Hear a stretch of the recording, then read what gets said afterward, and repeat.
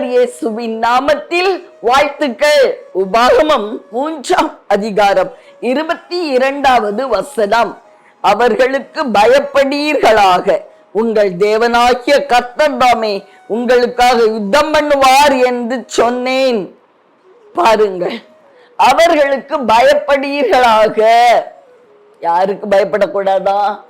கானானுக்குள்ள இருக்கிற புற ஜாதியாராகிய ராஜாக்களுக்கும் அங்க இருக்கிற ராட்சதர்களுக்கும் ஜனங்களுக்கும் நீங்க பயப்பட வேண்டாம்.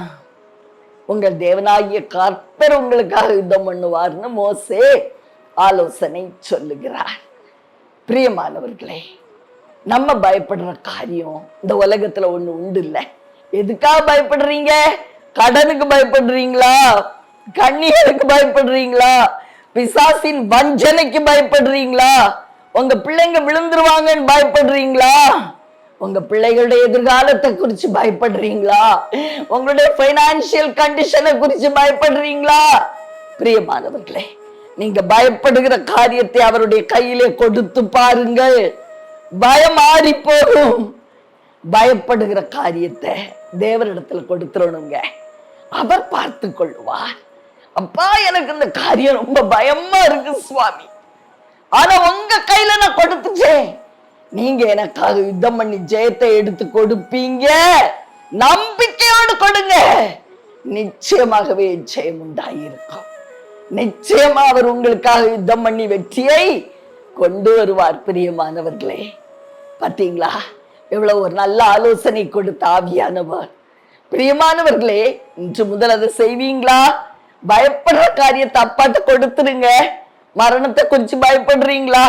மரணம் நேரிடாது, அப்பா கையில கொடுத்துருங்க.